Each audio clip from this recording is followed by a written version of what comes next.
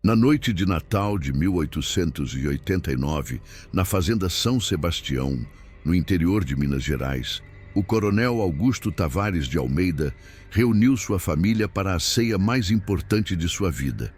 Ele tinha 75 anos, cabelos completamente brancos, mãos marcadas por décadas de trabalho duro transformado em poder.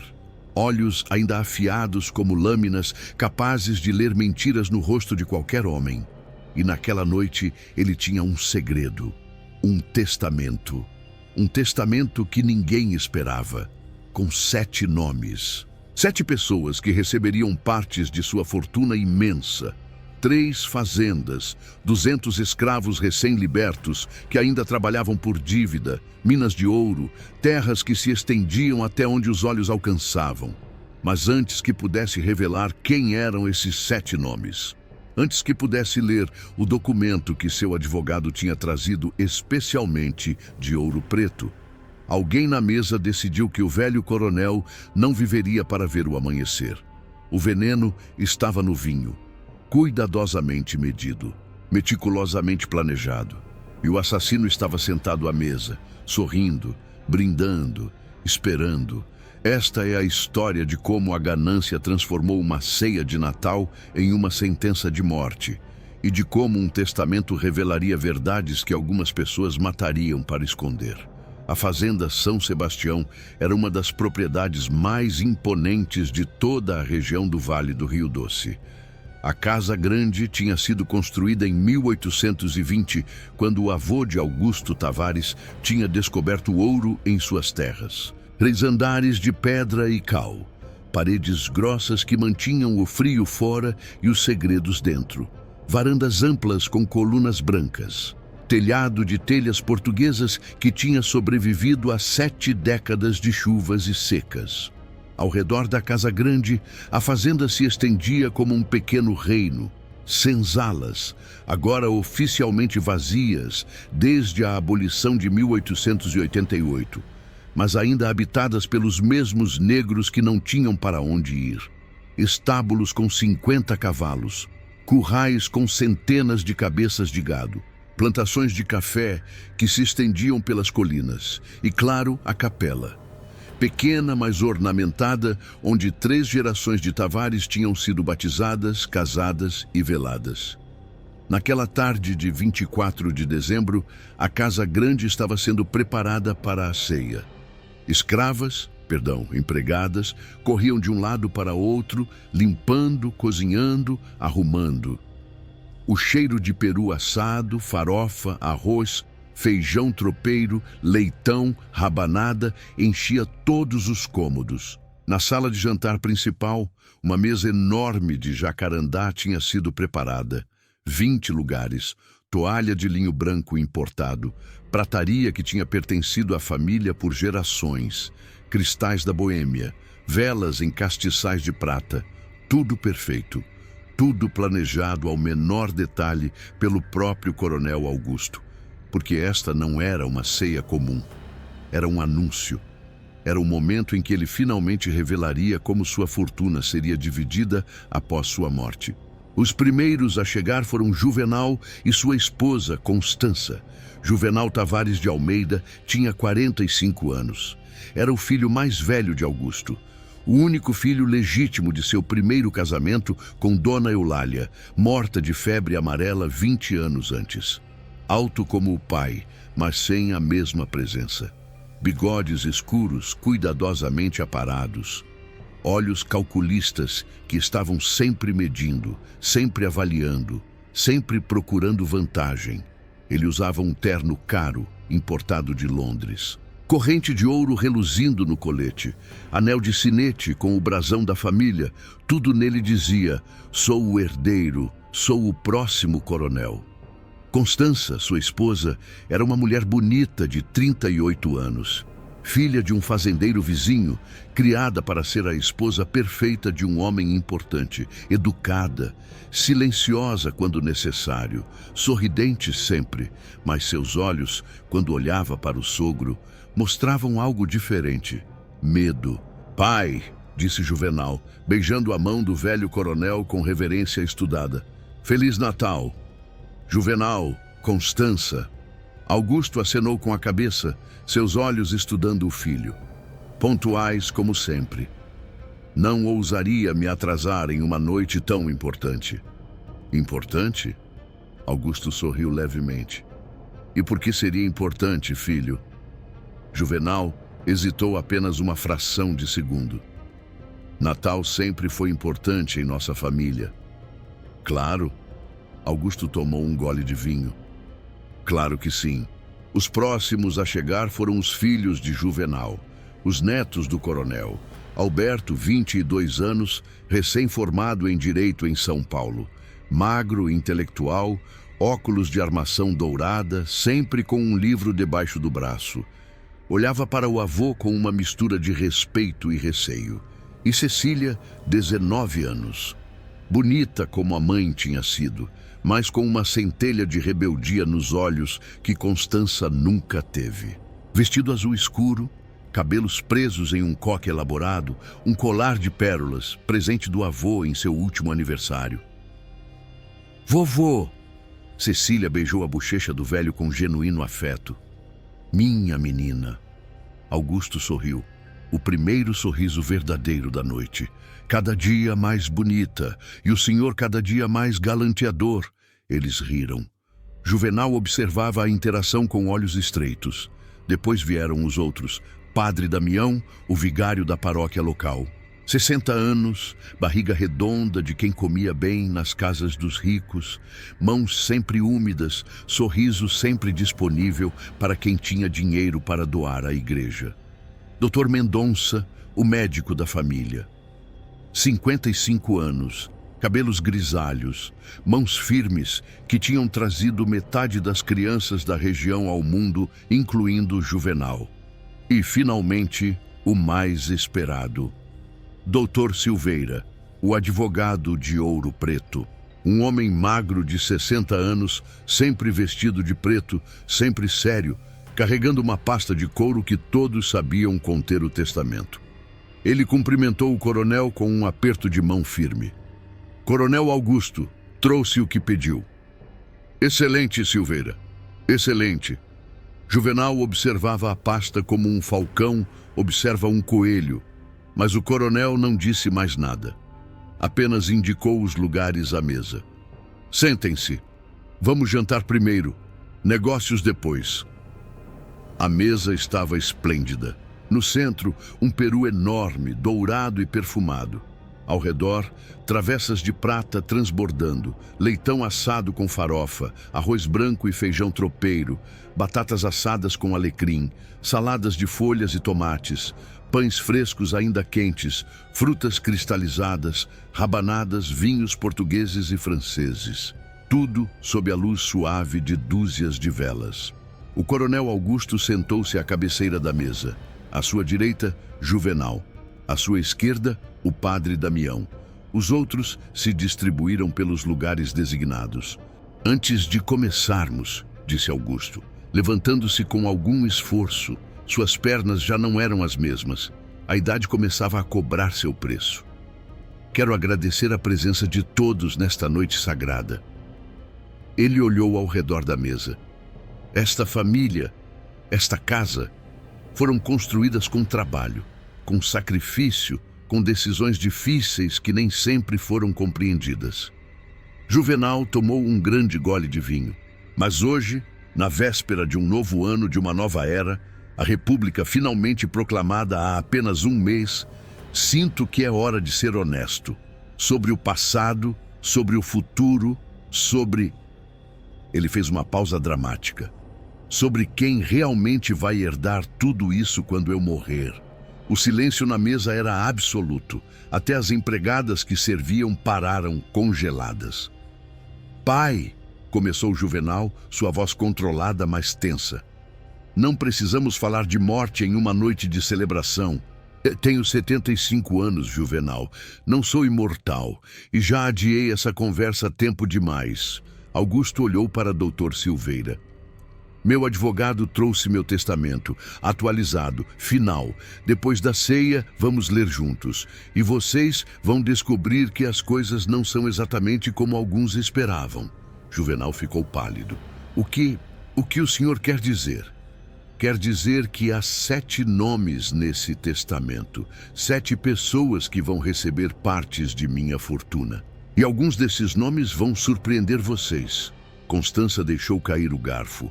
O som do metal batendo no prato ecoou como um tiro. 7, repetiu Juvenal. Mas, pai, eu sou seu único filho. Filho legítimo, corrigiu Augusto, seus olhos fixos no filho. Não disse que era meu único filho. O impacto dessas palavras foi como uma bomba explodindo silenciosamente. Juvenal se levantou da cadeira tão bruscamente que ela quase tombou. O senhor está dizendo que tem bastardos? Estou dizendo que vivi 75 anos. E em 75 anos, um homem faz escolhas. Tem relacionamentos, algumas coisas que a sociedade prefere não discutir abertamente. Cecília arregalou os olhos. Alberto empurrou os óculos nervosamente. O padre Damião tossia desconfortavelmente. Mas não se preocupem, continuou Augusto, voltando a sentar-se com um sorriso enigmático. Tudo será revelado depois da ceia. Agora, vamos comer. A comida está esfriando. Ele serviu-se de peru como se não tivesse acabado de jogar uma granada no meio da família. Juvenal voltou a sentar-se lentamente. Seus dedos agarravam a taça de vinho com tanta força que os nós dos dedos ficaram brancos. Ele olhou para o pai, e naquele olhar havia algo que não estava lá antes. Ódio, puro, concentrado, mortal. A ceia prosseguiu em um silêncio tenso. Apenas o som dos talheres contra a porcelana. Conversas superficiais e forçadas. O peru está delicioso, comentou o padre. As rabanadas estão perfeitas, concordou o Dr. Mendonça. Mas ninguém estava realmente prestando atenção na comida. Todos os olhos voltavam repetidamente para a pasta de couro de Dr. Silveira, apoiada contra sua cadeira. A pasta que continha os 7 nomes. A pasta que continha o futuro de todos eles. Quando a sobremesa foi servida, pudim de leite com calda de goiaba, Augusto pediu que os copos fossem enchidos com seu melhor vinho. Um vinho do Porto de 1850. Guardado em sua adega por quase 40 anos, reservado para as ocasiões mais especiais. As empregadas serviram a todos. Augusto levantou sua taça. Um brinde, disse, sua voz ainda forte apesar da idade. A esta família, a esta casa e à verdade que finalmente será revelada. A verdade, ecoou o padre, sempre pronto para brindar. Todos levantaram suas taças. Todos beberam. O vinho era doce, encorpado, perfeito. Augusto tomou um longo gole, saboreando. E então, algo mudou. Ele piscou. Uma vez, 2 vezes, levou a mão ao peito. Pai. Cecília foi a primeira a notar. O senhor está bem? Eu... Augusto tentou se levantar, mas suas pernas não obedeceram. Ele caiu de volta na cadeira, o copo escorregando de sua mão, derramando vinho vermelho na toalha branca como sangue. Pai! Juvenal se levantou. Doutor Mendonça, faça algo. O médico já estava correndo ao redor da mesa. Augusto respirava com dificuldade agora. Seu rosto estava pálido. Suor escorria por sua testa. Dor no peito. Não consigo respirar. Dr. Mendonça afrouxou o colarinho do coronel. Colocou os dedos em seu pulso. Seu rosto ficou grave. Chamem ajuda! Rápido! Levem o coronel para o quarto! Empregados correram. Juvenal e Alberto ajudaram a carregar o velho para o quarto no andar de cima. Cecília chorava. Constança ficou sentada, pálida e imóvel. O padre Damião murmurava orações. E doutor Silveira, o advogado, agarrava sua pasta com força, como se temesse que alguém fosse arrancá-la de suas mãos. No quarto, Dr. Mendonça trabalhou por 1 hora. Aplicou remédios, Tentou fazê-lo vomitar. Usou todos os recursos de sua medicina. Mas às 11 horas da noite de Natal de 1889, o coronel Augusto Tavares de Almeida fechou os olhos pela última vez e não os abriu mais. Dr. Mendonça saiu do quarto, o rosto sombrio. Sinto muito, ele se foi. Cecília desabou em lágrimas nos braços da mãe. Alberto tirou os óculos e limpou os olhos discretamente. O padre fez o sinal da cruz. E Juvenal ficou parado, olhando para a porta fechada do quarto onde seu pai jazia morto. Seu rosto não mostrava tristeza, nem choque, apenas cálculo. Ele se virou para Dr. Silveira. O testamento, disse, sua voz fria. Precisamos ler o testamento. Juvenal! Constança o repreendeu. Seu pai acabou de morrer. Pode esperar. Não pode. A voz de Juvenal era como aço. Ele disse que havia 7 nomes, 7 pessoas que vão receber partes de sua fortuna. Precisamos saber quem são. Dr. Silveira hesitou. Tecnicamente, o testamento deve ser lido na presença de todos os herdeiros. Então vamos encontrá-los, seja lá quem forem. Vamos encontrar esses 7 nomes. Ele olhou ao redor para cada pessoa presente. E vamos descobrir o que meu pai estava escondendo. O relógio na sala deu meia-noite. Natal tinha acabado. E havia começado algo muito mais sombrio. Porque lá em cima, no quarto, o corpo de Augusto já começava a esfriar. E em seu estômago, os últimos resíduos de vinho envenenado faziam seu trabalho final. Mas ninguém ainda sabia, ninguém ainda suspeitava que aquela não tinha sido uma morte natural, que alguém naquela mesa tinha planejado meticulosamente, tinha esperado pacientemente e tinha matado friamente. A pergunta era quem e por quê? As respostas estavam no testamento, nos 7 nomes, nos segredos que Augusto tinha guardado por décadas. Segredos que alguém tinha matado para proteger ou para revelar. A manhã do dia 25 de dezembro amanheceu cinzenta e pesada sobre a fazenda São Sebastião. O corpo do coronel Augusto Tavares de Almeida estava sendo preparado para o velório na capela da fazenda. Empregadas lavavam o corpo com água perfumada. Vestiam-no com seu melhor terno preto, penteavam seus cabelos brancos. Na sala principal da Casa Grande, a família se reunia novamente. Mas desta vez, a atmosfera era completamente diferente. Não havia comida, não havia vinho, não havia celebração, apenas tensão. Dr. Silveira estava sentado atrás da grande mesa de jacarandá que tinha sido o escritório de Augusto por décadas. A pasta de couro estava aberta na sua frente. O testamento, várias páginas de papel timbrado, escritas com a letra cuidadosa do advogado, esperava para ser lido. Juvenal estava de pé, incapaz de sentar, andando de um lado para o outro como um animal enjaulado. Seus olhos estavam vermelhos, não de choro, mas de falta de sono.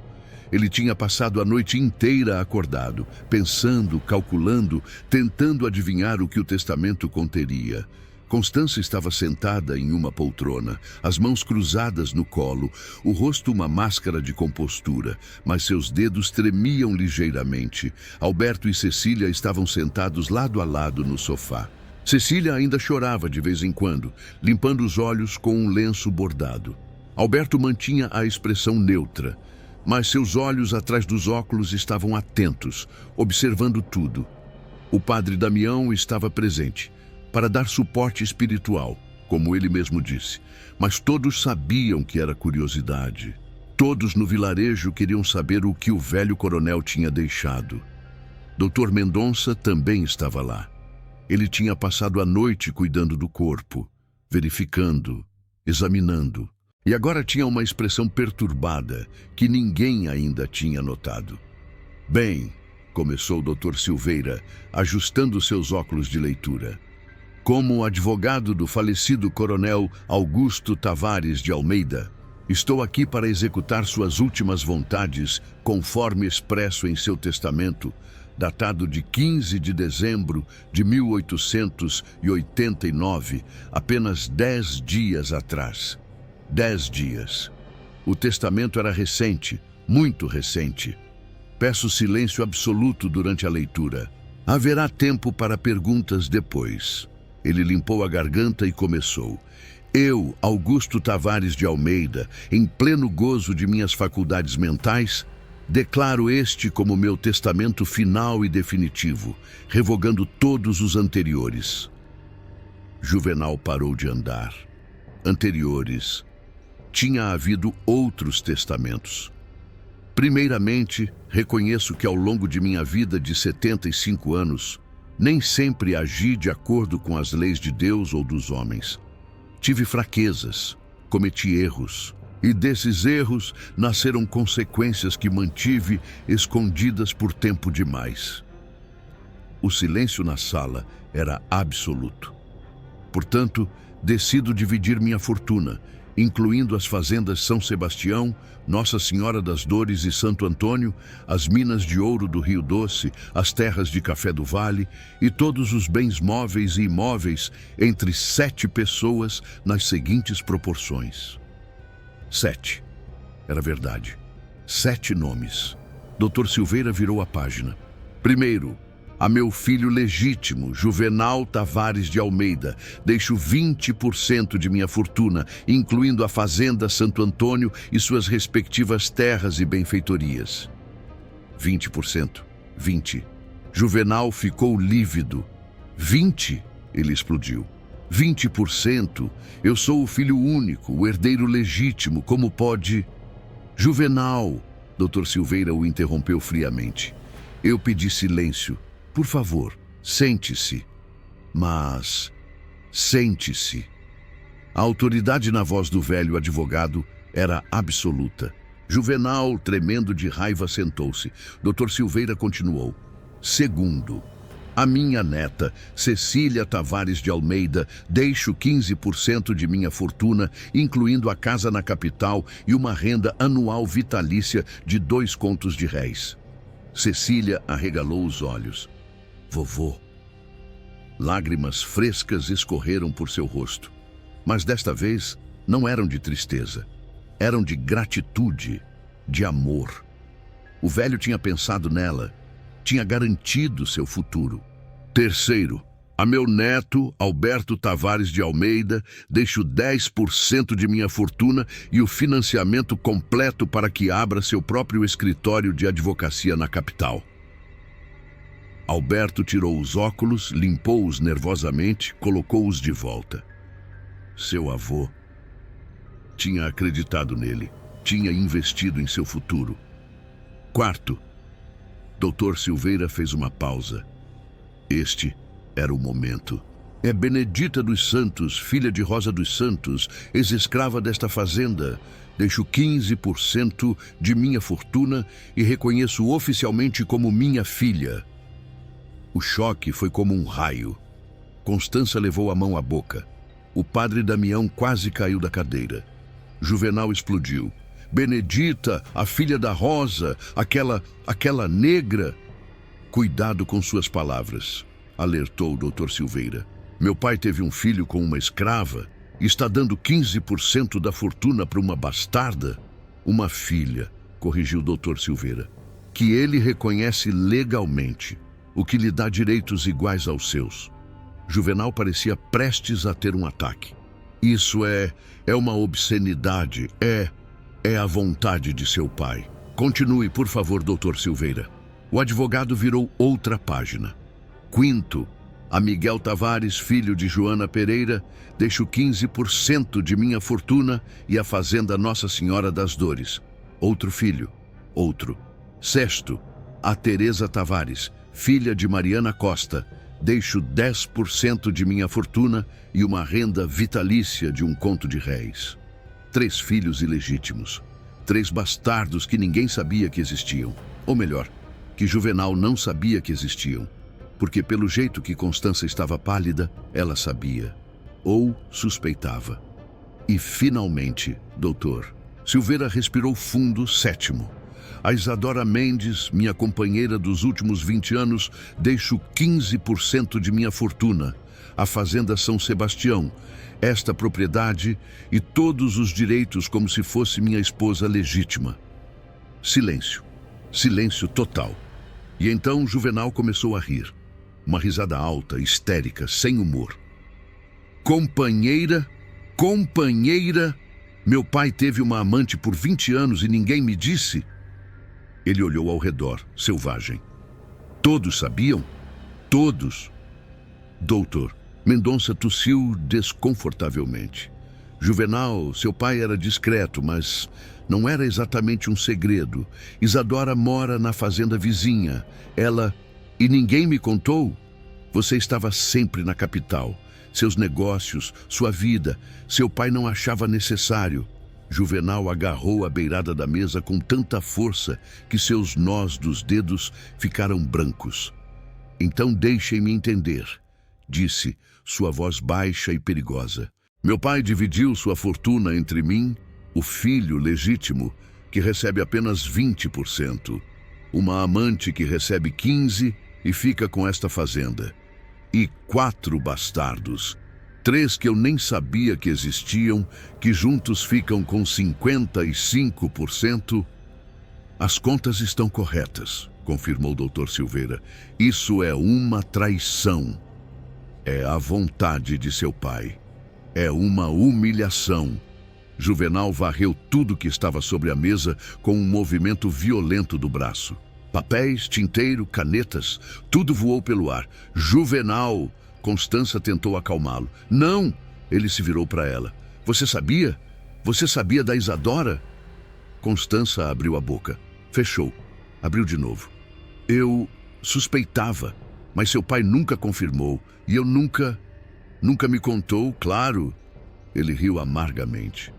Minha própria esposa me escondeu que meu pai tinha uma amante. Ele olhou para Dr. Silveira. Onde estão eles? Esses 4 bastardos e a amante? Onde?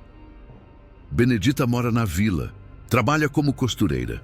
Miguel está em Ouro Preto. É comerciante. Teresa está em uma fazenda no sul, casada. E Isadora... A porta da sala se abriu. Uma mulher entrou.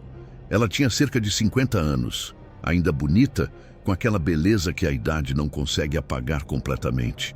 Cabelos castanhos com fios de prata, presos em um coque elegante.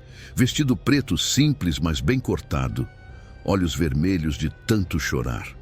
Isadora está aqui, ela disse, sua voz firme apesar das lágrimas. E vim me despedir do homem que amei por 20 anos. Juvenal a encarou com ódio puro. Você, eu... Isadora não desviou o olhar. E antes que diga algo que vai se arrepender, Juvenal, saiba que seu pai me amou, e eu o amei. Mais do que você, com toda a sua ambição e frieza, jamais foi capaz de amar alguém. Como ousei amar seu pai. Ousei ficar ao lado dele quando sua mãe morreu e você fugiu para a capital. Ousei cuidar dele quando ficou doente. Ousei roubar o que era meu. Não roubei nada. Augusto escolheu. Ele sabia exatamente o que estava fazendo quando fez esse testamento. Foi nesse momento que Dr. Mendonça se levantou. Preciso falar algo, disse ele, sua voz grave.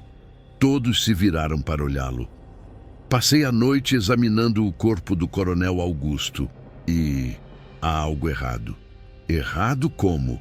Perguntou o Dr. Silveira. Os sintomas que ele apresentou na ceia. A dor no peito, a dificuldade para respirar, a palidez súbita. Eu tratei o coronel por 30 anos. Conheço sua saúde. Ele tinha o coração forte, não fumava em excesso, não bebia demais. Onde quer chegar, doutor? Juvenal estreitou os olhos. Quero chegar ao fato de que aqueles sintomas não são consistentes com um ataque cardíaco natural, são consistentes com envenenamento. Silêncio mortal. Envenenamento? Cecília quase sussurrou. Não posso ter certeza sem uma autópsia adequada, que exigiria levar o corpo para a capital. Mas eu servi na Guerra do Paraguai. Vi homens morrerem envenenados. e os sintomas do coronel eram muito similares. Está dizendo, Isadora falou lentamente, que alguém matou o Augusto? Estou dizendo que é uma possibilidade que não podemos ignorar. Todos se entreolharam. Quem? Quem teria motivo? E então, lentamente, todos os olhos se voltaram para Juvenal. Ele percebeu. Estão me olhando? Estão me acusando? Você era quem tinha mais a perder com esse testamento, disse Alberto calmamente, empurrando os óculos. Se vovô morresse antes de revelá-lo, você seria o único herdeiro legítimo. Herdaria tudo. Você acha que eu mataria meu próprio pai? Você acabou de destruir metade desta sala em fúria ao descobrir que não herdaria tudo, apontou Cecília. Então sim, eu acho que você seria capaz. Como ousa? Acalmem-se, interrompeu o padre Damião. Estas são acusações graves, muito graves. Não podemos simplesmente... O padre tem razão, concordou o Dr. Silveira. Se houver mesmo suspeita de envenenamento, isso deve ser investigado adequadamente. Devemos chamar as autoridades. Não. Juvenal se recompôs, sua mente trabalhando rapidamente. Não vamos envolver autoridades ainda. Não vamos manchar o nome desta família com escândalos de assassinato baseados em suspeitas de um médico velho. Velho? Dr. Mendonça se ofendeu. Meu pai morreu. Vamos velá-lo e enterrá-lo com a dignidade que merece. E depois, se ainda houver dúvidas, podemos investigar discretamente. Que conveniente, murmurou Isadora. Enterrar o corpo rapidamente antes que alguém possa provar algo. Você está me acusando diretamente? Estou dizendo que você tinha motivo, oportunidade e meios. Eu não estava nem perto do vinho do meu pai. Não. Dr. Silveira folheou suas anotações. Você se sentava ao lado direito dele. Estava ao alcance de sua taça o tempo todo. Mas eu não... E você insistiu em servir o vinho pessoalmente. Lembrou Constança, sua voz trêmula. Disse que queria honrar seu pai servindo o melhor vinho da adega. Todos os olhares se voltaram para ela. É verdade? Perguntou o Dr. Mendonça. Constança olhou para o marido, depois abaixou os olhos. Ele desceu à adega antes da ceia. Voltou com a garrafa. Disse que era o porto de 1850 que o pai guardava para ocasiões especiais. Traidora! Juvenal rosnou para a esposa. Estou apenas dizendo a verdade. Então foi você, disse Isadora se levantando. Foi você que o matou. Não! Você sabia sobre o testamento, descobriu de alguma forma, sabia que ia perder sua herança e decidiu matar seu próprio pai para impedir. Isso é ridículo! Eu não sabia do testamento, não fazia ideia que ele tinha bastardos espalhados por aí ou que estava mantendo uma amante. Ou sabia e fingiu surpresa muito bem, sugeriu Alberto. Juvenal olhou para o neto com descrença. Até você? Até meu próprio filho está contra mim? Não estou contra você, pai. Só estou sendo racional. Se vovô foi mesmo envenenado, alguém naquela mesa o matou. E você tinha o maior motivo. Motivo não é prova, mas é um começo, disse Dr. Silveira, pegando os papéis espalhados e organizando-os cuidadosamente. E sugiro que até termos respostas, ninguém saia desta fazenda. Você não pode nos prender aqui. Não estou prendendo ninguém. Estou sugerindo que, por respeito ao falecido e para proteger a verdade, todos permaneçam até que possamos esclarecer as circunstâncias desta morte. Ele olhou ao redor da sala. Inclusive, os outros herdeiros. Precisamos que Benedita, Miguel e Teresa venham para cá. Precisamos que todos os 7 nomes do testamento estejam presentes. Por quê? Perguntou Juvenal. Porque, se um de vocês matou o coronel Augusto para impedir que o testamento fosse revelado, talvez tentem matar os outros herdeiros também. Os herdeiros chegam, 35-40. Mensageiros foram enviados para a vila, para Ouro Preto, para o sul. Benedita, Miguel, Teresa. Os 3 filhos bastardos que precisavam saber que seu pai tinha morrido e que eram ricos agora. Benedita chegou primeiro. Ela tinha 28 anos, pele negra clara, herança de sua mãe Rosa. Olhos que eram inconfundivelmente os olhos de Augusto, castanhos claros, intensos, inteligentes. Ela trabalha como costureira na vila. Vivia modestamente em uma casa pequena. Nunca tinha conhecido luxo. Quando o mensageiro bateu em sua porta, dizendo que o coronel Augusto tinha morrido e que ela precisava ir à fazenda imediatamente, ela ficou confusa. Por que ela? Ela era apenas a filha de Rosa, a ex-escrava. Mas foi. E quando o Dr. Silveira explicou, quando disse que Augusto a tinha reconhecido como filha, que deixou 15% de sua fortuna para ela, Benedita desabou em lágrimas. Ele sabia? Sabia que eu era filha dele? Sempre soube, disse Isadora gentilmente, colocando a mão no ombro da moça. E sempre cuidou de você de longe. Por que você acha que sua mãe nunca precisou trabalhar pesado? Por que você acha que sempre teve oportunidades que outras crianças não tinham? Eu pensei que era só sorte. Não era sorte. Era um pai que amava a filha, mas não podia reconhecê-la publicamente, até agora. Benedita olhou para Juvenal. Ele a encarava com desprezo absoluto. Não pense, ele disse friamente, que vai ver 1 centavo dessa herança. Juvenal! Constança o repreendeu. É uma bastarda, filha de uma escrava. Não tem direito. Tem direito legal, interrompeu o Dr. Silveira. Reconhecida oficialmente no testamento. Perante a lei, ela é herdeira tanto quanto você. Miguel chegou no dia seguinte. Um homem de 35 anos, pele branca, cabelos castanhos ondulados, olhos verdes, comerciante bem-sucedido em Ouro Preto. Usava roupas de qualidade, tinha anel de ouro no dedo. Ele também não sabia que Augusto era seu pai. Sua mãe, Joana Pereira, tinha sido uma viúva que trabalhara brevemente na fazenda. Ela nunca tinha dito quem era o pai de Miguel. Levou o segredo para o túmulo. Quando Miguel descobriu, quando soube que o poderoso coronel Augusto Tavares era seu pai e que herdaria 15% de uma fortuna, ficou em choque. Minha mãe nunca disse. Ah, ela protegeu você, explicou Isadora. E Augusto protegeu vocês dois. Garantiu que você tivesse educação, que tivesse oportunidades de começar seu negócio. O dinheiro que apareceu misteriosamente quando eu ia abrir minha loja era dele. Miguel se sentou pesadamente. Meu pai morreu e eu nem sabia que era meu pai. Teresa foi a última a chegar.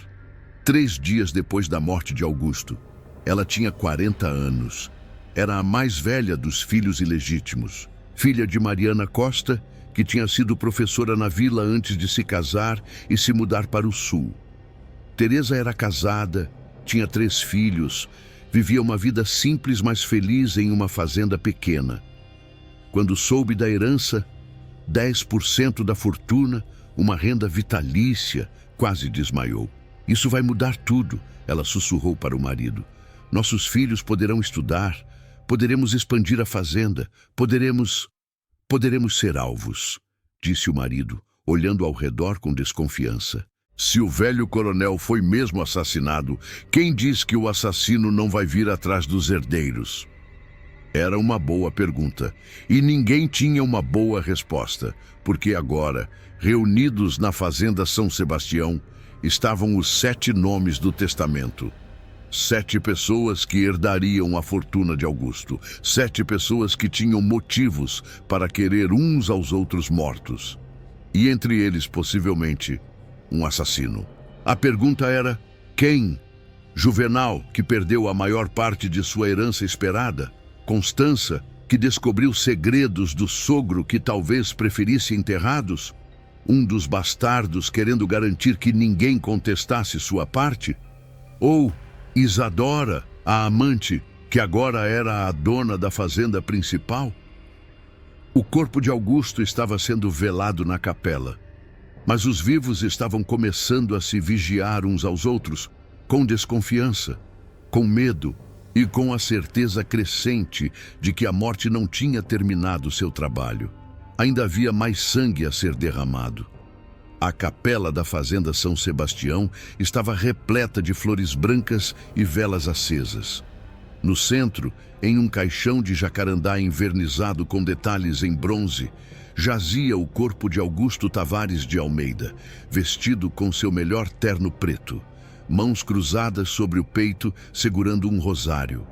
Rosto sereno, como se estivesse apenas dormindo. Mas ele não estava dormindo. Estava morto.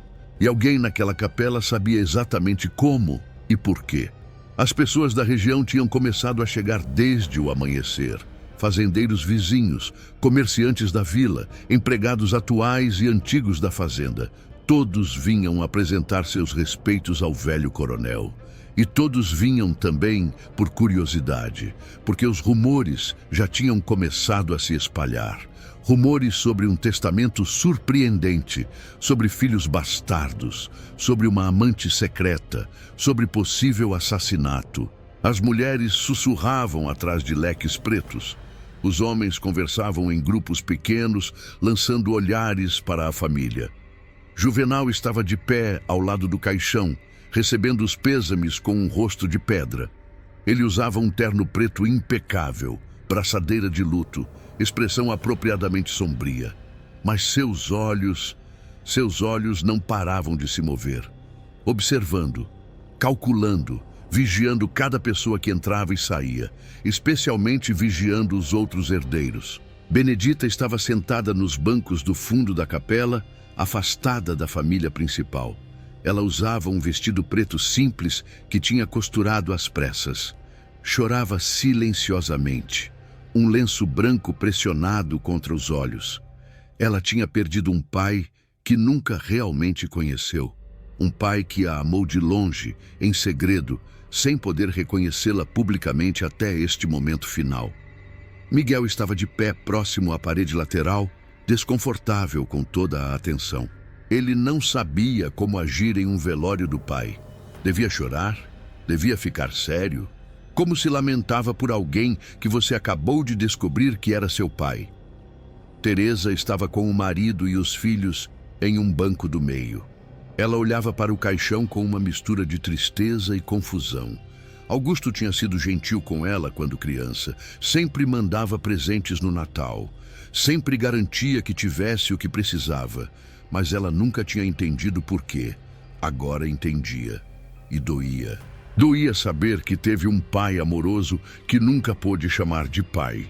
Isadora estava sentada no primeiro banco, do lado esquerdo, tradicionalmente o lugar da esposa. Alguns na congregação murmuraram desaprovação, mas ela não se importou. Ela tinha sido a companheira de Augusto por 20 anos, tinha dormido em seus braços, tinha cuidado dele quando estava doente, tinha ouvido seus medos e sonhos. Se alguém tinha direito de chorar sua morte, era ela. Constança estava sentada do lado direito com Cecília e Alberto. Ela mantinha a compostura, como uma dama devia fazer, mas seus olhos estavam vermelhos e inchados. Ela estava chorando, mas não apenas pela morte do sogro. Estava chorando pelo que estava por vir, pela tempestade que sentia se aproximando. O padre Damião conduzia as orações com sua voz solene. Pai nosso que estais nos céus. As vozes da congregação se juntaram em murmúrio. Santificado seja o vosso nome. Mas no meio das orações, Dr. Mendonça se levantou silenciosamente e saiu da capela. Juvenal notou. Esperou alguns minutos, depois seguiu o médico para fora. Encontrou-o no jardim lateral, fumando um cigarro com mãos trêmulas. Doutor, Mendonça se virou bruscamente. Juvenal, não o vi sair. O que está acontecendo? Por que saiu no meio das orações? O médico deu uma longa tragada no cigarro. Não aguento ficar lá dentro, olhando para aquele caixão, sabendo o que sei. E o que você sabe? que seu pai foi assassinado. Tenho certeza disso agora. Juvenal se aproximou, baixando a voz. Tem provas? Examinei o corpo novamente esta manhã cedo. Os sinais são inconfundíveis. A descoloração das unhas, o odor sutil, a rigidez específica dos músculos, tudo aponta para veneno, provavelmente arsênico. Arsênico. É fácil de obter. Raticida, algumas tintas, e os sintomas correspondem perfeitamente. Juvenal ficou em silêncio por um momento. Se é arsênico, quanto tempo leva para fazer efeito? Depende da dose. Uma dose grande e concentrada, minutos, meia hora no máximo. Foi exatamente o tempo que seu pai levou. Então, foi colocado no vinho. No vinho ou na comida, mas provavelmente no vinho. Age mais rápido quando ingerido com álcool. Juvenal olhou de volta para a capela. Quem teve acesso ao vinho? Essa é a pergunta, não é? Quem serviu? Quem esteve sozinho com as garrafas? Quem teve oportunidade?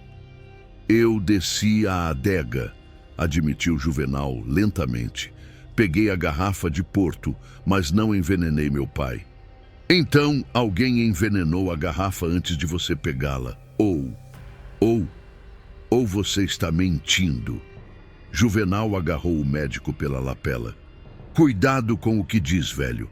Ou o quê? Vai me matar também? Como matou seu pai? Eu não matei meu pai. Então quem?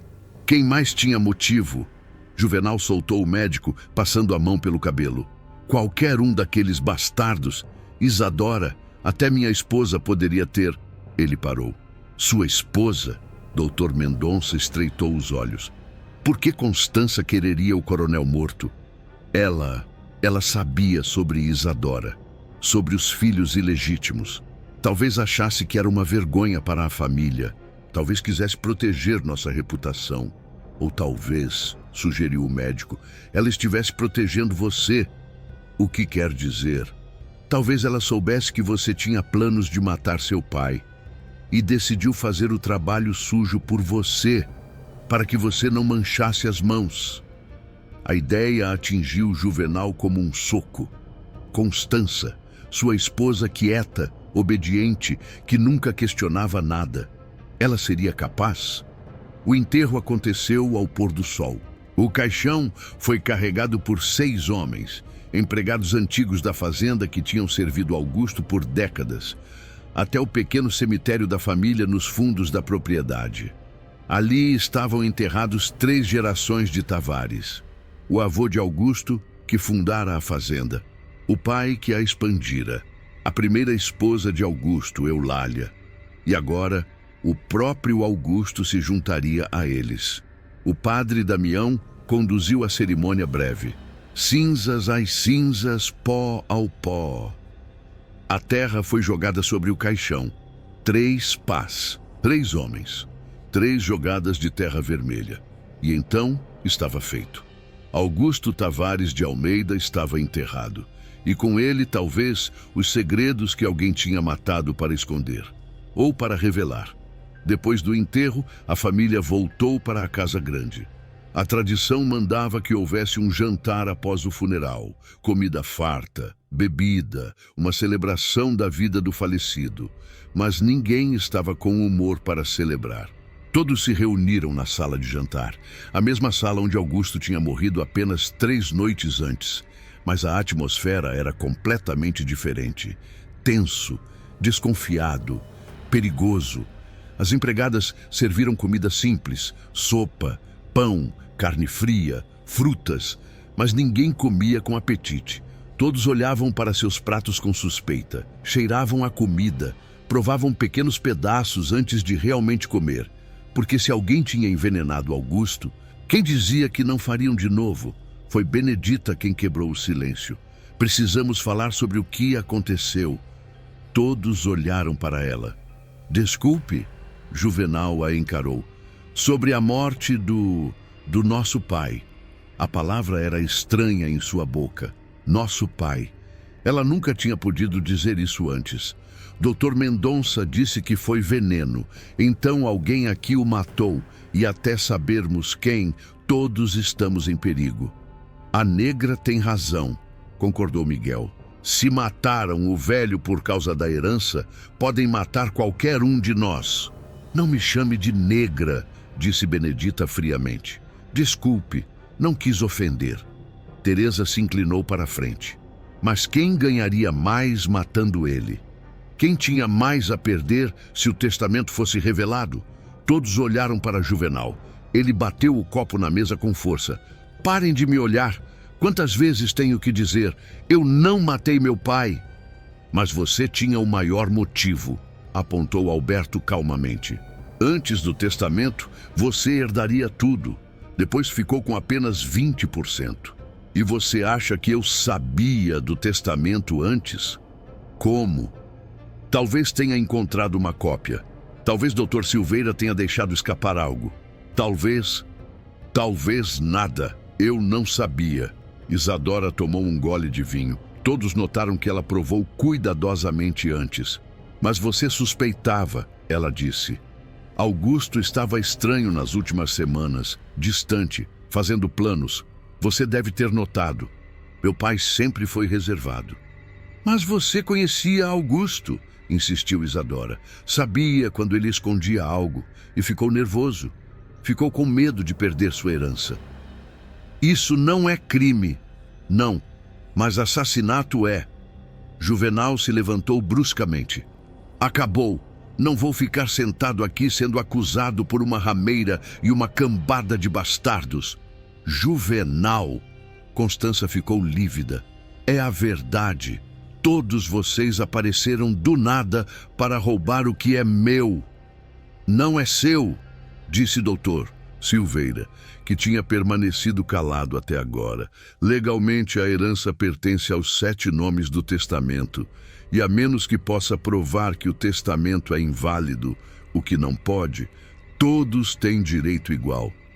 Então vou contestá-lo. Vou levar aos tribunais. Ele parou porque alguém tinha batido na porta. Uma empregada entrou, pálida. Senhor Juvenal, tem uma carta. Acabou de chegar. De quem? Não sei, senhor. Foi deixada no portão. Ninguém viu quem trouxe. Juvenal pegou o envelope. Papel grosso, sem remetente. Apenas seu nome escrito em letra desconhecida. Ele abriu, leu. E ficou branco como papel. O que é? Perguntou Constança. Com mãos trêmulas, Juvenal passou a carta. Constança leu em voz alta. Sei o que você fez. Sei que matou seu pai, e se não desistir da herança, se não assinar todos os seus direitos para os outros herdeiros, vou contar para as autoridades. Você tem até amanhã ao meio-dia. Assine a renúncia ou seja preso por assassinato. Silêncio absoluto. É uma tentativa de extorsão, gaguejou Juvenal. Alguém está tentando me assustar para que eu desista da herança. Ou, disse Miguel, é alguém que realmente sabe que você matou o coronel. Eu não matei! Então quem escreveu isso? Benedita pegou a carta, examinou a letra. E como sabem detalhes sobre o envenenamento? Qualquer um poderia saber. Dr. Mendonça falou sobre isso. Com quem? Perguntou o médico. Com... Juvenal percebeu a armadilha tarde demais. Comigo, admitiu. Ele me contou esta manhã, mas eu não contei para ninguém. Então, como o autor da carta sabe? Dr. Silveira pegou o papel estudando-o. A menos que o próprio assassino tenha escrito, para desviar suspeitas. Ou para forçar uma confissão, sugeriu Isadora. Teresa olhou ao redor nervosamente. Então o assassino está aqui? Nesta sala? Nesta mesa? Obviamente, disse Alberto, empurrando os óculos. Quem mais teria informações detalhadas? Cecília estava tremendo. Eu quero ir embora. Não quero ficar aqui com um assassino. Ninguém vai a lugar nenhum, disse Dr. Silveira firmemente. Não até resolvermos isso. Você não pode nos prender. Posso sugerir fortemente que fiquem, por segurança de todos, porque se realmente há um assassino solto, ninguém está seguro. Aquela noite, Dr. Silveira assumiu o controle da situação. Como advogado e pessoa mais neutra presente, ele decidiu conduzir sua própria investigação antes de chamar as autoridades. Vamos começar do começo, disse ele, reunindo todos na biblioteca. A noite da ceia. Quem fez o quê? Quem estava onde? Quem teve acesso ao vinho? Ele abriu um caderno e começou a anotar. Juvenal, você desceu à adega para buscar o vinho, correto? Correto, mas não o envenenei. Alguém foi com você? Não, fui sozinho. Quanto tempo ficou lá? Não sei. 10 minutos? 15? A adega é grande. Levei tempo para encontrar a garrafa certa. Tempo suficiente para alguém descer atrás de você e colocar veneno na garrafa. Mas ninguém desceu. Que você viu, mas se estivesse nos fundos da adega, alguém poderia ter entrado, envenenado o vinho e saído sem ser visto. Juvenal não tinha resposta para isso. Quem mais esteve sozinho em algum momento antes da ceia? Continuou o Dr. Silveira. Constança levantou a mão timidamente. Eu fui verificar a mesa antes de todos se sentarem, para garantir que tudo estava perfeito. E esteve sozinha na sala de jantar. Por alguns minutos, as empregadas estavam na cozinha. Tempo suficiente para colocar veneno em uma taça específica. Constança ficou pálida. Mas eu não fiz isso. Eu amava o coronel. Ele era como um pai para mim. Um pai que estava prestes a revelar segredos embaraçosos sobre bastardos e amantes. Segredos que manchariam a reputação da família. Eu não me importava com isso. Sua família se importa com reputação, dona Constança. Sua mãe sempre foi muito orgulhosa do status social. Uma filha casada com o filho de um coronel rico, mas um coronel com bastardos negros, com uma amante pública, isso seria inconveniente. Constança começou a chorar. Alberto se levantou em defesa da mãe. Está acusando minha mãe agora, depois de acusar meu pai? Estou apenas estabelecendo fatos. Quem teve oportunidade? E quanto aos outros? Alberto virou-se para os herdeiros bastardos. Vocês não tinham motivo? Se o vovô morresse antes de revelar o testamento, nunca saberiam que eram herdeiros. Nunca receberiam nada. Mas não sabíamos do testamento, protestou Miguel.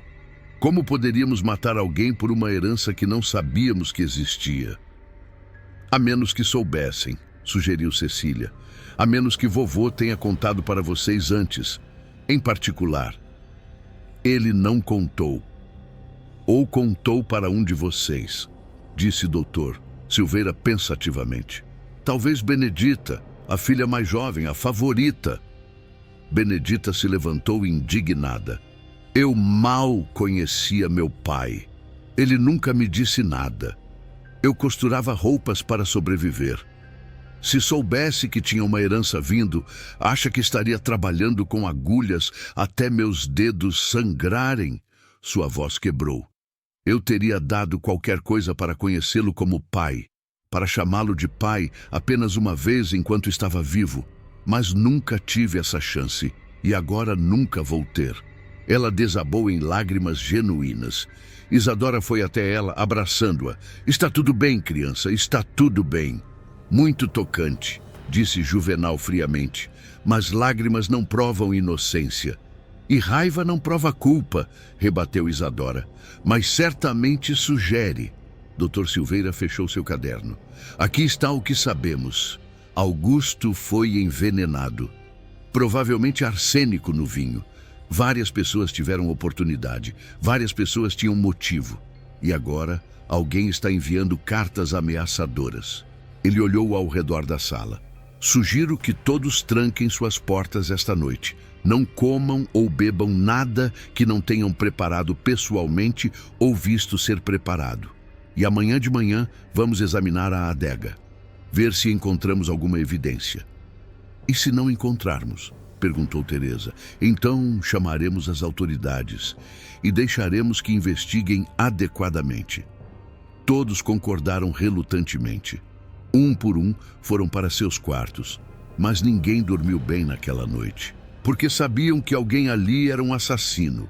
E assassinos raramente matam apenas uma vez, especialmente quando há tanto em jogo, 75% de uma fortuna, 3 fazendas, minas de ouro, terras sem fim. Valia a pena matar por isso. E se alguém já tinha matado uma vez, mataria de novo. A questão não era se, era quando. E quem seria a próxima vítima? Na escuridão de seus quartos, os 7 herdeiros ficavam acordados, ouvindo cada som, cada rangido de madeira, cada passo nos corredores, perguntando-se, temendo, esperando o amanhecer. Enquanto lá embaixo, na adega escura, uma garrafa vazia de Porto de 1850 jazia em seu lado, ainda com alguns resíduos no fundo, resíduos que, se analisados, mostrariam traços inconfundíveis de arsênico. E no rótulo da garrafa, quase invisível na escuridão, uma marca, uma impressão digital. De quem? Essa era a pergunta que mudaria tudo. A manhã amanheceu fria e cinzenta sobre a fazenda São Sebastião. Ninguém tinha dormido direito. Todos os quartos tinham ficado trancados a noite inteira. Alguns ouviram passos nos corredores, outros juraram ter ouvido sussurros. Mas quando amanheceu, todos ainda estavam vivos, por enquanto. Dr. Silveira reuniu todos no café da manhã, uma refeição tensa, onde cada pessoa preparou sua própria comida, serviu seu próprio café e não aceitou nada que viesse das mãos de outra pessoa. A desconfiança tinha se transformado em paranoia. Hoje vamos à adega, anunciou o advogado. Vamos examinar a garrafa, ver se encontramos alguma pista. E se não encontrarmos? Perguntou Teresa, que tinha passado a noite abraçada ao marido, ambos acordados. Encontraremos. Assassinos sempre deixam rastros, sempre cometem erros. Eles desceram em grupo. Dr. Silveira, Dr. Mendonça, Juvenal, Alberto, Miguel e o marido de Teresa, um homem silencioso, mas observador chamado Antônio. As mulheres ficaram na casa. Isadora insistiu em ficar com Benedita, Cecília, Teresa e Constança, para proteção mútua, como disse. A adega da fazenda São Sebastião era impressionante. Construída 50 anos antes, cavada profundamente no solo para manter temperatura constante, tinha corredores de pedra que se estendiam por 20 metros, centenas de garrafas de vinho organizadas por região, ano, tipo. A coleção de Augusto tinha levado décadas para ser construída. Vinhos de Portugal, França, Itália. Alguns valendo fortunas, outros apenas sentimentais. E em algum lugar ali estava a garrafa que tinha matado ele. Dr. Silveira acendeu lampiões a óleo. A luz vacilante dançava nas paredes de pedra, criando sombras longas e distorcidas. A garrafa de Porto de 1850, disse Juvenal, guiando-os, estava aqui, nesta prateleira. Ele apontou para um espaço vazio entre outras garrafas cobertas de poeira. Tinha apenas uma garrafa desse ano? Sim, era a última. Meu avô comprou uma dúzia em 1851. Foram sendo bebidas ao longo dos anos em ocasiões especiais. Esta era a última. Dr. Mendonça examinou a prateleira com cuidado. A poeira perturbada aqui. Alguém moveu várias garrafas recentemente. Eu movi, admitiu Juvenal. Quando peguei a garrafa, tive que alcançar o fundo. Mas olhe aqui. O médico apontou para marcas na poeira. Há impressões de dedos, várias, de tamanhos diferentes. Dr. Silveira se aproximou, ajustando seus óculos. Você está certo. Vejo pelo menos 2, talvez 3 conjuntos de impressões diferentes. Isso prova que não fui só eu. Juvenal parecia aliviado. Outras pessoas estiveram aqui. Ou, disse Alberto cuidadosamente, você voltou várias vezes, em momentos diferentes. Por que eu faria isso? Para criar exatamente esta confusão, para poder alegar que outras pessoas tiveram acesso. Juvenal cerrou os punhos. Você realmente acha que sou tão calculista? Alberto o encarou por trás dos óculos. Sim, pai, acho. A tensão entre pai e filho era palpável. Miguel interrompeu.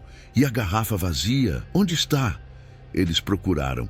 nas prateleiras, no chão, nos cantos escuros. Foi Antônio quem a encontrou, empurrada para trás de um barril de carvalho nos fundos da adega. Aqui! Todos correram. A garrafa estava deitada de lado, vazia. O rótulo ainda legível. Porto 1850, Quinta do Noval. Dr. Mendonça pegou-a com cuidado, usando um lenço para não tocar diretamente. Ainda tem resíduos no fundo. Vou precisar analisar isso adequadamente, mas... Ele cheirou com cuidado. Sim, há um odor amargo sutil, característico de arsênico. Então esta é a arma do crime, disse Dr. Silveira. Mas como o veneno entrou na garrafa? Perguntou Alberto. Estava lacrada. O selo de cera estava intacto quando você a pegou, pai.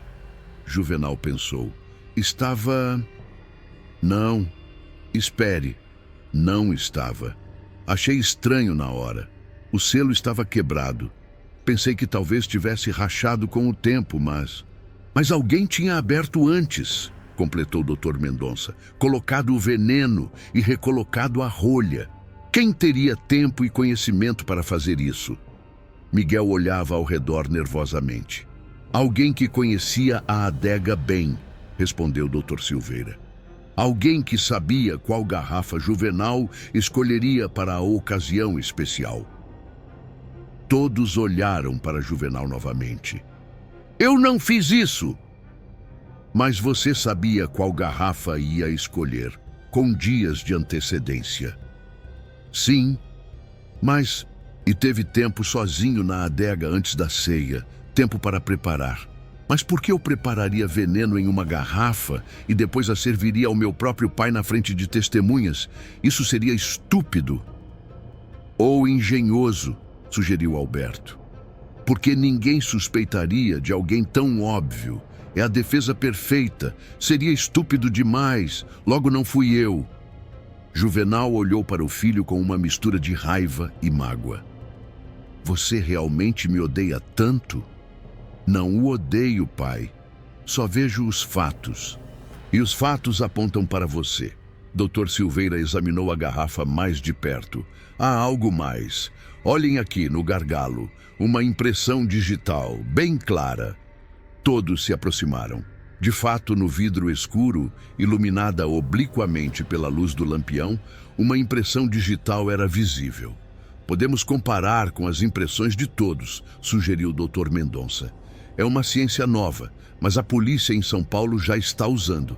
Se essa impressão não corresponder à de Juvenal, então ele é inocente deste aspecto específico, completou o Dr. Silveira. Mas vamos precisar de material adequado para fazer a comparação. Tinta, papel, lente de aumento. Tem um material de escritório lá em cima, ofereceu Juvenal rapidamente. Ele via uma chance de provar sua inocência. Podemos fazer agora. Mas antes que pudessem se mover, ouviram um grito. Um grito agudo, aterrorizado, vindo de cima, da casa. Todos correram. Encontraram as mulheres na sala de estar, todas em pânico. Constância estava desmaiada no sofá, sendo abanada por Cecília. Isadora segurava Benedita, que tremia violentamente. E Teresa estava de pé na porta, apontando para algo na varanda. Ali! Ali! No chão da varanda, uma xícara de chá quebrada. Líquido marrom espalhado sobre as tábuas de madeira. E ao lado, torcendo-se em agonia, espuma saindo da boca, estava uma das empregadas. Joana, uma mulher de 40 anos que trabalhava na fazenda há 20. Dr. Mendonça correu até ela, ajoelhando-se, mas já era tarde. Mesmo enquanto ele verificava o pulso, o corpo da mulher teve um último espasmo e ficou imóvel, morta. O que aconteceu? Dr. Silveira se virou para as mulheres. Foi Isadora quem respondeu, sua voz tremendo. Estávamos tomando chá. Joana tinha preparado para todas nós, serviu a cada uma. Mas quando ia servir a si mesma, Benedita notou algo estranho no bule. Benedita, ainda tremendo, apontou para o bule de porcelana na mesa de centro. Tinha um pó no fundo, branco, como açúcar, mas não era açúcar. E avisei Joana para não beber, mas ela disse que era só resíduo das folhas de chá e tomou um gole e então ela não conseguiu continuar. Dr. Mendonça se levantou, pegou o bule com cuidado, cheirou. Seu rosto ficou sombrio. Arsênico, de novo, uma dose massiva. Alguém envenenou o chá, sussurrou Teresa. Alguém tentou matar todas nós. Ou tentou matar uma de vocês especificamente, corrigiu o Dr. Silveira. E a empregada bebeu por acidente. Todos olharam uns para os outros. Quem preparou o chá? Perguntou Juvenal. Joana, respondeu Cecília. Ela mesma ofereceu. Disse que estávamos todas tensas e que um chá calmante ajudaria. E vocês a viram preparar? Não, ela preparou na cozinha. Trouxe pronto. Então alguém poderia ter colocado veneno no bule antes dela trazer. Ou, disse Miguel, que tinha subido com os outros, a própria Joana colocou e bebeu acidentalmente. Por que Joana envenenaria o chá? Constança, recuperada do desmaio, olhou incrédula. Talvez fosse paga. Talvez alguém a tenha contratado para matar uma das herdeiras. Mas quem? A pergunta ficou suspensa no ar. Dr. Silveira examinou o bule cuidadosamente. Havia açúcar no chá? Sim, disse Benedita. Joana colocou 2 colheres por xícara, como eu gosto. E de onde veio o açúcar? Do açucareiro, ali na mesa. Dr. Silveira pegou o açucareiro. Um recipiente de prata com uma colher pequena. Examinou o açúcar. Isso não é só açúcar, tem algo misturado. Veem essas partículas brancas mais opacas? Arsênico. Alguém envenenou o açucareiro. Teresa levou a mão à boca. Mas quando? E quem? Foi Alberto quem conectou os pontos. Espere, Joana serviu chá para vocês, mas não adoçou as xícaras individuais, certo? Certo, confirmou Cecília. Ela deixou o açucareiro para cada uma se servir conforme preferisse. Então o veneno estava no açucareiro. Qualquer uma que adoçasse o chá seria envenenada, mas Joana bebeu direto do bule antes de adoçar e morreu, completou Isadora, salvando quem quer que fosse o alvo real. Ou, sugeriu Juvenal, Joana era o alvo, e o açúcar envenenado era para garantir que ela morresse. Quem quer que tenha feito isso sabia que Joana sempre bebia chá diretamente do bule antes de servir. É um hábito dela há anos. Dr. Mendonça franziu a testa. Mas por que matar Joana? Ela era só uma empregada. Não tinha nada a ver com a herança. A menos que soubesse algo, disse Dr. Silveira lentamente. A menos que tivesse visto algo na noite da ceia. Algo que identificava o assassino. Todos ficaram em silêncio, processando. Então a mataram para silenciá-la, concluiu Miguel. Precisamos falar com as outras empregadas, decidiu o Dr. Silveira. Ver se Joana disse algo, se comentou alguma coisa estranha. As empregadas foram reunidas na cozinha. Havia 5 delas além de Joana. Maria, a cozinheira-chefe. Rosa, a mãe de Benedita, agora velha e frágil. Ana e Júlia, irmãs jovens, e Benedita mesmo, que tecnicamente ainda trabalhava lá antes de descobrir sua herança. Todas estavam em pânico. 2 mortes em 5 dias. E agora uma delas tinha sido assassinada. Dr. Silveira as interrogou uma por uma. Maria, a cozinheira, era uma mulher robusta de 55 anos que trabalhava ali há 30. Joana estava estranha ontem, ela admitiu. Depois do enterro, estava quieta, pensativa. Disse algo específico? Disse que tinha visto algo na noite da ceia, algo que a incomodava. Mas quando perguntei o quê, ela balançou a cabeça e disse que precisava ter certeza antes de falar. Certeza de quê? Não disse, mas estava nervosa, olhando sempre por cima do ombro. As irmãs Ana e Júlia, de 20 e 22 anos respectivamente, confirmaram. Joana estava assustada, disse Ana. Ontem à noite, antes de dormir, ela trancou a porta do quarto. Nunca fazia isso. E esta manhã, acrescentou Júlia. Ela me perguntou se eu tinha visto alguém estranho rondando a cozinha. Alguém que não deveria estar ali. E você viu? Não. Mas ela parecia convencida de que alguém tinha mexido nas coisas. Rosa, a mãe de Benedita, estava sentada em um canto, suas mãos velhas tremendo. Vovó? Benedita se ajoelhou ao lado dela. A senhora sabe de algo? Rosa olhou para a filha com olhos turvos. Joana veio falar comigo ontem à noite, tarde, depois de todos dormirem. O que ela disse? Disse que tinha visto quem desceu à adega, na noite da ceia, viu quem mexeu nas garrafas. Todos na cozinha congelaram. Quem? Dr. Silveira se aproximou. Rosa, quem foi? Mas a velha balançou a cabeça. Ela não me disse o nome. Disse que precisava ter certeza, que ia verificar algo primeiro e depois ia contar. Contar o quê? A verdade sobre quem matou o coronel. Dr. Silveira se virou para os outros. Joana sabia quem era o assassino e foi morta antes que pudesse revelar. Então o assassino sabe que sabemos que Joana sabia, disse Miguel confuso. Isso significa, interrompeu o Dr. Mendonça, que o assassino está aqui, nesta casa, e está ouvindo tudo o que dizemos. Todos olharam ao redor nervosamente. As empregadas se apertavam umas contra as outras. Os herdeiros se afastavam uns dos outros. Precisamos chamar a polícia, declarou Teresa. Agora, antes que mais alguém morra. A polícia mais próxima está a 2 horas de cavalgada, lembrou Juvenal. E com a chuva de ontem, as estradas estão ruins. Levaria um dia para irem e voltarem. Então mandamos um mensageiro. E enquanto o mensageiro vai e volta, disse Isadora, o assassino pode matar mais pessoas, incluindo o mensageiro. Era um impasse. Dr. Silveira pensou por um longo momento. Temos que resolver isso nós mesmos, e rápido, porque quem quer que seja o assassino está ficando desesperado, e pessoas desesperadas cometem erros. Ou matam mais gente, murmurou Constança. Alberto teve uma ideia. A impressão digital, na garrafa.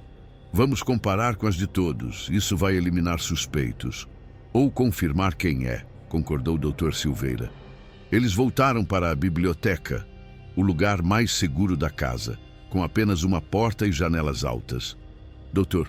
Silveira preparou o material.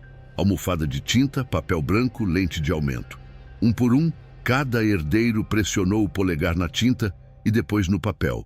Juvenal, Constança, Alberto, Cecília, Miguel, Teresa, Benedita, Isadora. 8 impressões. Dr. Silveira as comparou cuidadosamente com a impressão na garrafa, usando a lente de aumento. Os minutos se arrastaram. Ninguém respirava. Finalmente, ele levantou a cabeça. Tem uma correspondência. Quem? Juvenal se inclinou para a frente. Doutor. Silveira virou o papel mostrando a impressão que correspondia, e o nome escrito embaixo fez todos perderem o fôlego. Porque não era Juvenal, não era quem ninguém esperava, era Constança. A mulher ficou branca como papel. Não, não pode ser. Eu nunca. A impressão digital na garrafa é sua, dona Constança, sem dúvida. Juvenal se virou lentamente para a esposa. Você matou meu pai? Não, eu juro, eu não. Mas sua voz falhava. Suas mãos tremiam. E nos olhos dela todos viram culpa, medo e segredos. Segredos que estavam prestes a ser revelados, quisesse ela ou não. Constança estava encurralada, todos os olhos fixos nela. A evidência irrefutável nas mãos de Dr. Silveira. Sua própria impressão digital na garrafa que matou o coronel Augusto. Ela tentou falar, mas nenhum som saiu. Apenas um soluço engasgado. Constança. A voz de Juvenal era perigosamente baixa. Diga-me que há uma explicação. Diga-me que você que não matou meu pai. As lágrimas escorriam livremente agora pelo rosto dela. Eu toquei na garrafa. Sim, Mas não foi como vocês pensam. Então como foi? Juvenal explodiu, sua contenção finalmente se rompendo. Como você explica sua impressão digital na arma do crime? Porque eu desci a adega, ela gritou de volta. Desci antes de você, antes da ceia. Silêncio chocado. Por quê? Dr. Silveira se aproximou. Por que você desceria a adega? Constança enxugou as lágrimas com as costas da mão, deixando manchas de rímel em suas bochechas pálidas. Porque eu queria verificar algo. Queria ter certeza de que Juvenal escolheria a garrafa certa. A garrafa certa para quê? Ela fechou os olhos. Para impressionar o coronel. Juvenal estava tão nervoso naquela noite, tão tenso. Ele sabia, nós dois sabíamos, que algo importante ia acontecer. O coronel tinha insinuado sobre um anúncio, sobre o futuro. Então você sabia sobre o testamento? Acusou Miguel. Não sabíamos detalhes, só sabíamos que era algo significativo. E Juvenal queria que tudo fosse perfeito. Queria que o pai ficasse orgulhoso. Então eu desci para garantir que ele pegasse o vinho certo. E pegou? Perguntou o Dr. Mendonça. Peguei a garrafa nas mãos, o porto de 1850. Verifiquei o rótulo, limpei a poeira. E então... Ela hesitou. E então, insistiu o Dr. Silveira. E então, ouvi passos. Alguém descendo as escadas. Entrei em pânico. Não queria que Juvenal soubesse que eu estava me intrometendo. Então, coloquei a garrafa de volta rapidamente e me escondi atrás dos barris. Quem desceu? A pergunta veio de várias vozes ao mesmo tempo.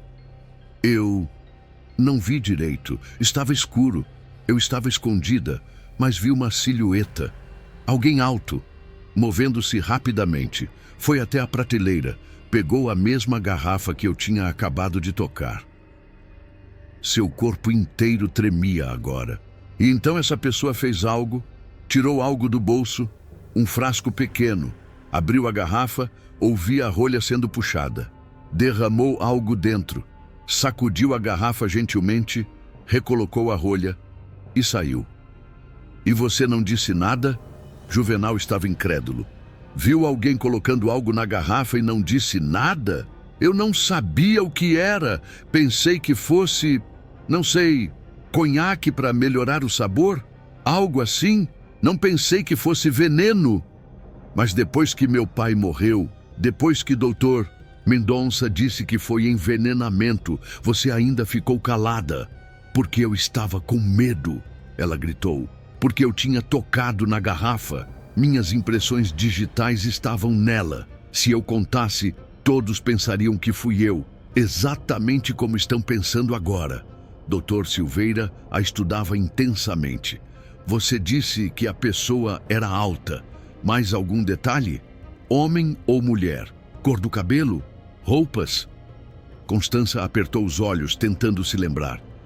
Homem, eu acho, pelos movimentos, pela altura. E usava algo escuro, preto ou marrom escuro. Isso não ajuda muito, disse Alberto. Todos os homens aqui usam roupas escuras. Espere. Constança abriu os olhos subitamente. Tinha algo mais, um cheiro. Quando a pessoa passou perto de onde eu estava escondida, senti um cheiro forte, familiar. Que tipo de cheiro?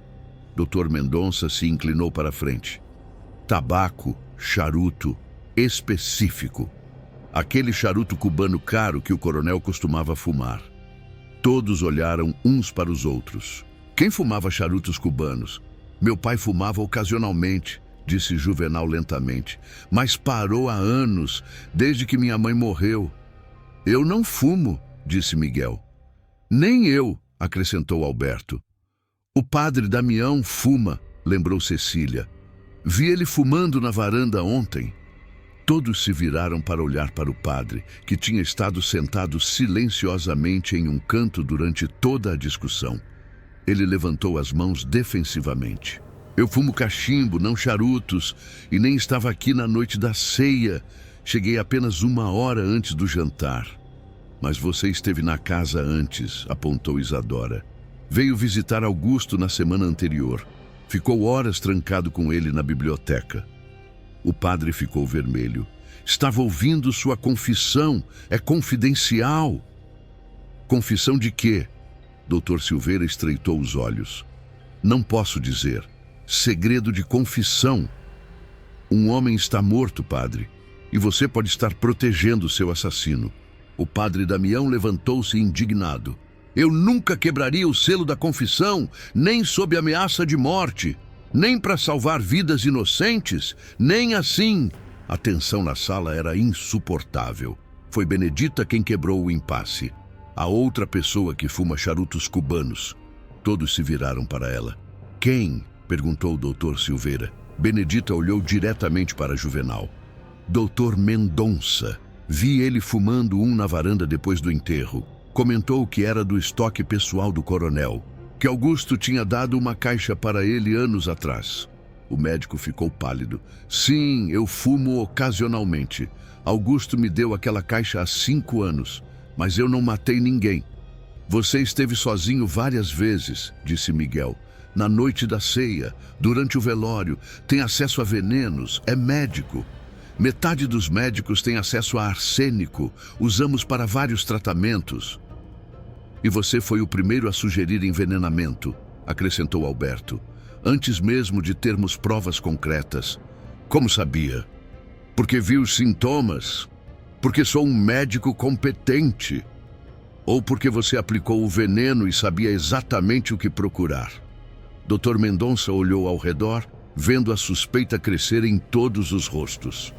Vocês estão loucos. Eu tratei Augusto por 30 anos. Por que eu o mataria? Essa, disse Dr. Silveira calmamente, é exatamente a pergunta que precisamos responder. Por que qualquer um de nós o mataria? Qual era o motivo real? Doutor, Silveira caminhou até a janela, olhando para os terrenos da fazenda. O sol estava se pondo, lançando sombras longas. Desde o início, ele começou. Presumi que o motivo era a herança. Dinheiro, terra, poder. É o motivo mais óbvio. Ele se virou. Mas e se não for? E se a herança for apenas parte da história? Do que está falando? Juvenal franziu a testa. Estou falando de segredos. Augusto tinha muitos, filhos ilegítimos, uma amante. Mas e se houvesse algo mais? Algo que alguém mataria para esconder? Ele olhou para o padre Damião. Padre, não estou pedindo que quebre o sigilo da confissão, mas posso fazer uma pergunta simples? Augusto confessou algo que, se revelado, destruiria alguém? O padre hesitou. Depois, cuidadosamente, posso dizer que Augusto carregava culpas pesadas, sobre coisas feitas no passado, coisas que afetariam pessoas ainda vivas. Que tipo de coisas? Isso seria quebrar o sigilo. Doutor, Silveira acenou. Entendo, então deixe-me especular. E você me diz se estou quente ou frio. Pode fazer isso sem quebrar o sigilo? O padre pensou. Depois concordou relutantemente. Posso reconhecer se você está seguindo uma linha de pensamento correta.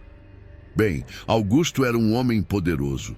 Construiu sua fortuna de forma, digamos, nem sempre ética. Correto? O padre permaneceu em silêncio, mas seu rosto confirmou. Ele fez coisas, talvez ilegais, talvez apenas moralmente questionáveis. E essas coisas poderiam prejudicar alguém se reveladas.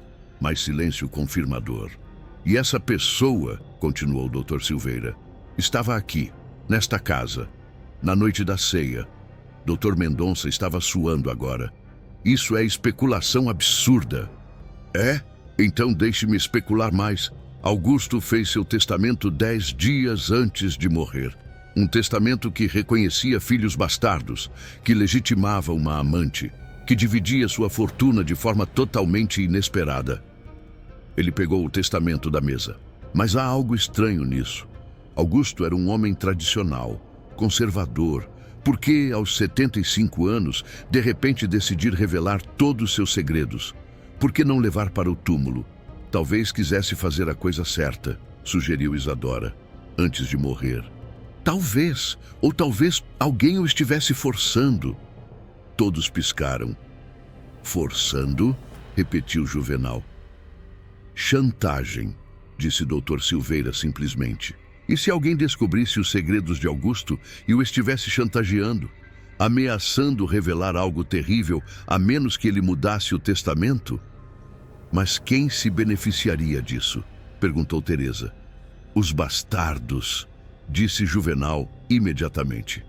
Eles aparecem do nada, de repente estão no testamento. Não, interrompeu o Dr. Silveira. Os bastardos não sabiam que eram bastardos até a leitura do testamento. Lembram? Benedita, Miguel, Teresa, todos ficaram chocados. Não foram eles. Então quem? Dr. Silveira se virou para Dr. Mendonça. Doutor, há quanto tempo você trata o Coronel Augusto? 30 anos. Já disse isso. E nesse tempo, você soube de todos os seus segredos médicos, suas fraquezas, suas doenças, suas indiscrições. Isso é confidencialidade médico-paciente? É, mas Augusto confiava em você. Contava coisas, e você guardava esses segredos. Até que... Dr. Silveira fez uma pausa dramática. Até que descobriu algo grande. Algo que poderia destruir não apenas Augusto, mas muitas pessoas, e decidiu usar esse conhecimento. Isso é difamação! É? Então por quê? Dr. Silveira abriu uma gaveta da mesa, tirando um maço de papéis. Encontrei estas cartas escondidas nos aposentos de Augusto. Cartas suas, doutor, datadas dos últimos 6 meses, exigindo dinheiro, ameaçando revelar a verdade sobre 1865 se não fosse pago. O médico ficou lívido. Você... como encontrou? Procurei, metodicamente, porque algo não fazia sentido. Por que Augusto mudaria tão drasticamente seu testamento? E então encontrei estas cartas e entendi. Dr. Silveira leu em voz alta. Augusto, você não pode continuar escondendo o que fez, o que fizemos. Se não me compensar adequadamente pelo meu silêncio, serei forçado a revelar às autoridades o que aconteceu naquele dia em 1865. E você sabe o que isso significaria. Para você, para sua família, para todos nós. Silêncio mortal. O que aconteceu em 1865? Perguntou Isadora, sua voz apenas um sussurro. Dr. Mendonça desabou em uma cadeira. Você não entende.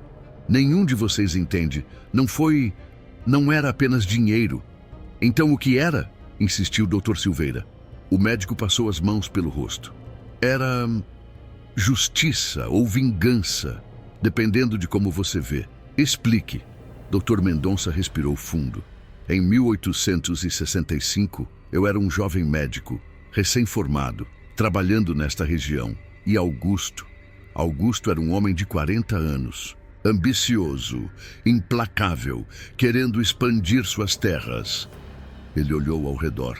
Havia um fazendeiro, vizinho de Augusto.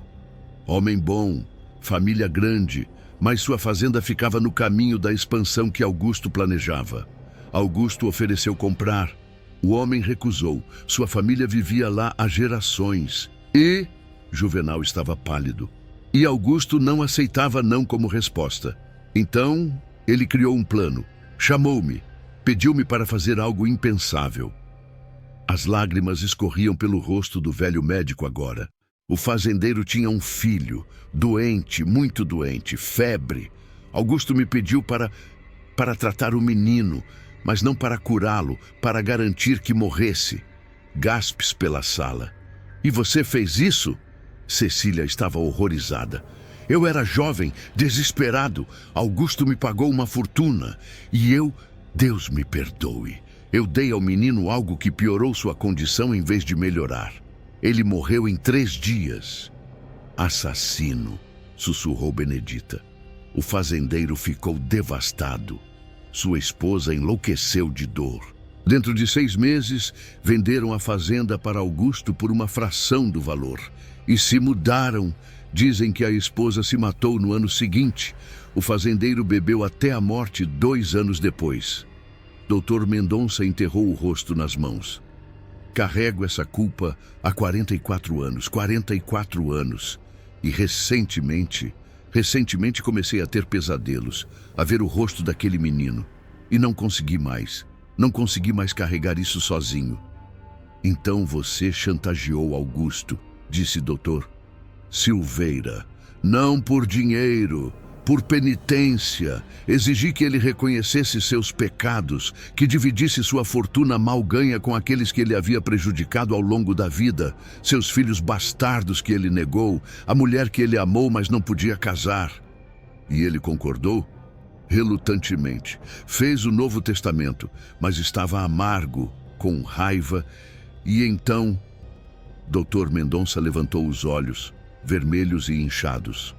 E então eu percebi. Se ele morresse antes de assinar oficialmente, antes que o testamento fosse válido, eu poderia garantir que os bastardos nunca recebessem nada, que toda a fortuna fosse para Juvenal, que pelo menos não sabia dos pecados do pai. Então você o matou, Juvenal sussurrou. Matou meu pai. Eu tentei, Deus me perdoe, eu tentei. Coloquei o arsênico na garrafa, esperei ele morrer. Mas então... Ele parou confuso. Mas então... O testamento foi lido de qualquer forma. Os bastardos receberam suas partes, como se Augusto tivesse previsto. Como se... Dr. Silveira sorriu tristemente. Como se Augusto tivesse assinado o testamento dias antes, oficialmente, em cartório, tornando-o irrevogável. Ele mostrou outro documento. Augusto não era tolo, doutor. Ele sabia que você poderia tentar algo. Então assinou o testamento oficialmente 10 dias antes da ceia, com testemunhas, registrado, legal e irrevogável. Dr. Mendonça começou a rir, uma risada histérica, quebrada. Então eu matei um homem por nada, por absolutamente nada. Não exatamente por nada, corrigiu o Dr. Silveira. Você matou um homem por orgulho, por culpa, por uma ilusão de que poderia controlar o passado. Mas havia ainda uma peça faltando. E Joana? Perguntou Isadora. Por que matar a empregada? Dr. Mendonça olhou para cima. Joana? Eu não matei Joana. Mas ela sabia quem tinha descido a adega. Se ela sabia, não fui eu que a matei para silenciá-la. Eu já estava resignado. Depois que o testamento foi lido, percebi que tinha falhado, que tinha matado Augusto por nada. Estava esperando apenas que me prendessem. Então quem matou Joana? Miguel olhou ao redor. E foi aí que Constança começou a chorar de novo. Mas agora eram lágrimas diferentes, lágrimas de alívio. Eu sei quem matou Joana, ela disse baixinho. Todos olharam para ela. Como você sabe? Perguntou Juvenal. Porque eu também vi, esta manhã, cedo, antes de todos acordarem. Desci para pegar água e vi alguém na cozinha, mexendo no açucareiro. Quem? A pergunta veio de várias vozes. Constança olhou diretamente para seu marido. Você, Juvenal, era você. O silêncio que se seguiu era absoluto. Juvenal ficou muito quieto, muito imóvel. Constança, o que você está dizendo? Estou dizendo que vi você colocando algo no açucareiro. Algo de um frasco pequeno. O mesmo tipo de frasco que Dr. Mendonça descreveu. E quando vi Joana morrer, quando percebi que foi o açúcar envenenado, soube que foi você. Por quê? A voz de Cecília estava quebrada. Por que você mataria Joana, pai? Juvenal não respondeu imediatamente. Depois, lentamente, começou a rir. Por quê? Disse finalmente. Aquela idiota viu demais. Viu coisas que poderiam arruinar tudo. Que coisas? Dr. Silveira se aproximou. Ela me viu na adega, não na noite da ceia. Antes, 2 dias antes. quando desci para preparar outra garrafa, por garantia. Caso o plano do médico não funcionasse. Mas Gaspes, você sabia, Isadora percebeu, sabia que Dr. Mendonça ia tentar matar Augusto. Claro que sabia. Vocês acham que um médico velho pode esconder suas intenções de alguém que presta atenção? Vi as cartas que ele mandava, interceptei algumas antes que chegassem ao meu pai. Li sobre 1865, sobre a chantagem. Juvenal começou a andar pela sala. E percebi que isso era perfeito. Se o médico matasse meu pai, eu herdaria tudo. E se ele falhasse? Bem, eu tinha meu próprio plano de backup. Você envenenou 2 garrafas? Alberto estava horrorizado. 3, na verdade. Queria ter certeza, mas o médico foi mais rápido. Usou a garrafa que eu ia usar na ceia. Então minha preparação foi redundante. E Joana viu você preparando as outras garrafas. Viu e ia contar. Então tive que silenciá-la. O açúcar era perfeito. Qualquer um poderia ter envenenado. Impossível provar que fui eu. Ele olhou ao redor sorrindo. Exceto que minha esposa traidora me viu. Constança recuou. Juvenal, você está assustando. Assustando? Eu estou assustando? Ele explodiu. Você me traiu. Na frente de todos, depois de tudo que fiz, depois de matar para proteger nossa posição. Nossa posição?